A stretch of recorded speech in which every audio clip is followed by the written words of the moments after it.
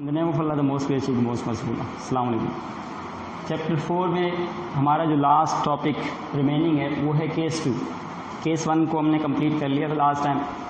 जो काम हमने केस 1 में किया वही तकरीबन उसी तरह का काम केस 2 में भी करेंगे। केस 1 में हमने किया क्या कि हमें एक सिचुएशन ये दी हुई थी कि एक पुली के साथ दो बॉडीज़ हैंग कर रही हैं वर्टिकली, दोनों बॉडीज़ उस वक्त वर्टिकली थी और उसमें हमें मालूम करना था कि उसमें उनका एक्सेलरेशन क्या था और टेंशन इन द स्ट्रिंग ये फाइंड करना था। ये हमारा केस 1 था। हमने आपने देखा कि फाइनली फाइंड किया एक्सेलरेशन के लिए एक सेंटेंस, एक एक्सप्रेशन बनाई और एक हमने फाइनली टेंशन के लिए बनाई। यहाँ पर भी हमें करना वही है लेकिन सिचुएशन थोड़ी सी डिफरेंट है। सिचुएशन क्या है कि केस 2 में ये बोलते हैं कि when one body moves vertically and the other is placed on a smooth horizontal surface. एक बॉडी इसमें से अब वर्टिकली है, पहले तो दोनों वर्टिकली थी, एक बॉडी यहाँ पर वर्टिकली है यानी वो इस तरीके से नीचे की तरफ मूव कर रही है और दूसरी बॉडी क्या है वो प्लेस पड़ी हुई है स्मूथ हॉरिजॉन्टल सरफेस। सरफेस को हमने यहाँ पर जो लिया स्मूथ लिया ताकि फ्रिक्शन कम से कम हो और उसका बीच में हमारे को कैलकुलेशन ना करनी पड़े। स्मूथ सरफेस ली है, फ्रिक्शन लेस सरफेस ली है और इस पर ये बॉडी पड़ी हुई है। बॉडीज़ के हमने नाम लास्ट टाइम भी रखे थे ए और बी, अभी भी मैं इसमें मेंशन कर देता हूँ कि सपोज हमारे पास ये बॉडी ए है और ये बॉडी बी है। हम इनके नाम रख देते हैं बॉडीज़ के ताकि हमें इनको कैलकुलेशन करने में आसानी हो। हमें ए और बी हमारे पास दो बॉडीज़ हैं। अब हम क्या करते हैं कि ए और बी दो बॉडीज़ हैं, इन दोनों बॉडीज़ के लिए कैलकुलेशन करते हैं कि किस तरीके से ये हम इसकी एक्सेलरेशन और टेंशन निकालेंगे। सिचुएशन दोबारा से मतलब ये कि आप लिखेंगे क्या उसके बारे में आप ज़रा गौर से सुनेंगे कि लिखना क्या है। आप इसमें ये करेंगे कि आप स्टार्ट में बात जी जो हमने सिचुएशन बनाई है फिगर से पहले आप बताएंगे कि considering two bodies A and B, A और बी हमारे पास ये दो बॉडीज़ हमने ये कंसीडर कर ली, having masses m1 and m2। ये बात भी हमने लिख दी कि m1 और m2 इन दोनों के मासेज हो गए। In which body A is moving downward moving vertically and body B is placed on a smooth surface.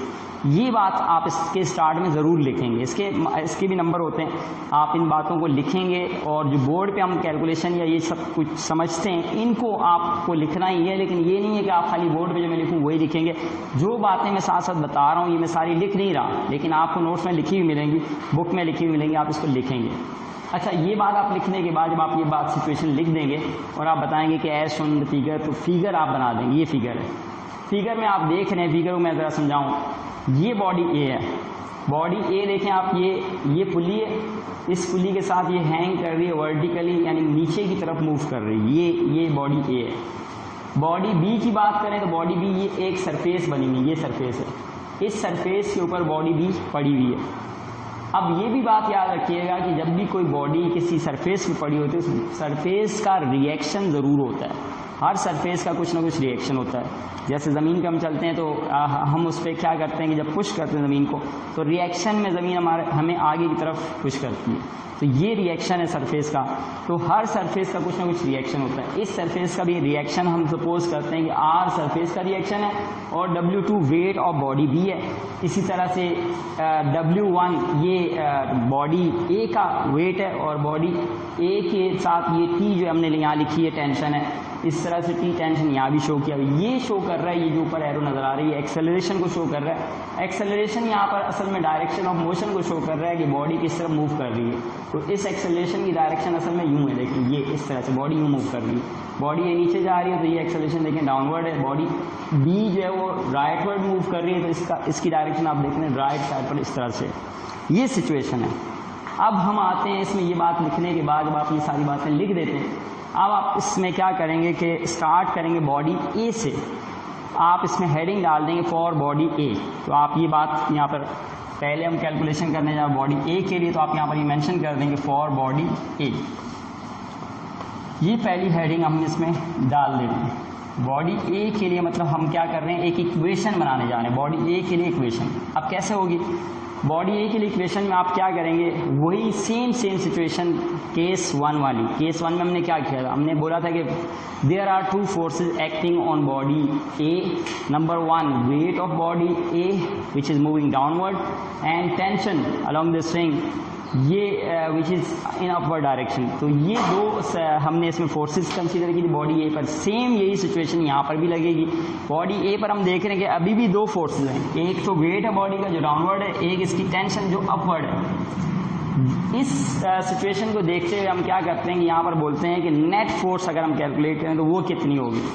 तो नेट फोर्स का मैंने आपको मेथड बताया था। आप ये बात लिखेंगे, ये जो बात मैंने बताई है ना, ये आप गौर से बार बार मैं बोल रहा हूँ लिखेंगे, सुन लें आप गौर से कि आपने लिखना है कि there are two forces acting on body A. ये बात आप लिखेंगे नंबर 1, फिर पॉइंट 1 वो नोट्स में आपको सब लिखा हुआ मिलेगा, टेंशन की जरूरत नहीं, उसमें सब कुछ लिखा हुआ है। आप लिखेंगे number 1 weight of body A W1 in downward direction, number 2 tension in the string in upward direction. ये सब बातें लिखने के बाद आप लिखेंगे the net force acting on body A will be.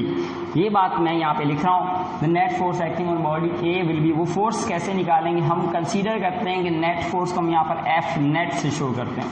Net force से मुराद ये है कि इन दोनों का मतलब रिजल्टेंट क्या आएगा फोर्स, उसका नाम है नेट फोर्स।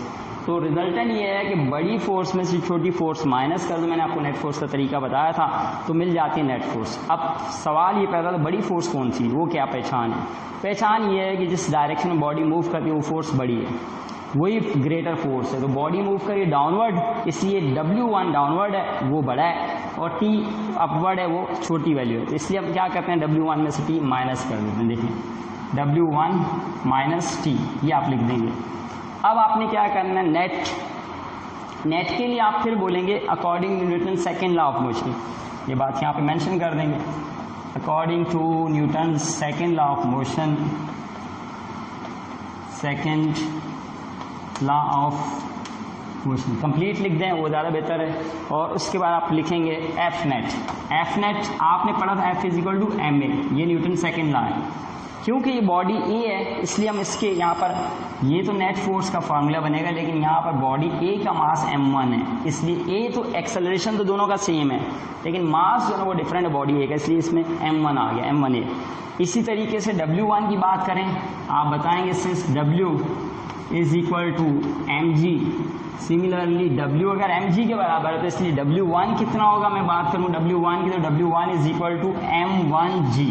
ये बात हमने पहले केस 1 में भी की है, यही बात यहाँ पे भी मेंशन कर देंगे। अब ये लिखने के बाद आप क्या करेंगे, इन दोनों वैल्यूज़ को एफ नेट की और W1 की वैल्यू पुट कर देंगे इस इक्वेशन में। एफ नेट की जगह आ गया m1 है, मैं लिख देता हूँ, देखें ये आ गया m1 है, और राइट साइड पे आप देखते हैं तो ये है W1 की वैल्यू क्या m1g, यहाँ पर आ जाएगा m1g, और माइनस क्या हो रहा है t, तो माइनस t भी लिख देंगे, माइनस t। ये हमारे पास बन गई इक्वेशन नंबर 1। यहाँ तक आप इसको अच्छी तरह से प्रैक्टिस कर लें, जो बात मैंने यहाँ तक बताई इसको अच्छी तरह देख लें। एक इक्वेशन ऐसे बनेगी, इसके बाद सेकेंड इक्वेशन कैसे बनेगी वो मैं आपको नेक्स्ट वीडियो में बताऊँगा। इसमें इतना काफ़ी है। अल्लाह हाफ़िज़।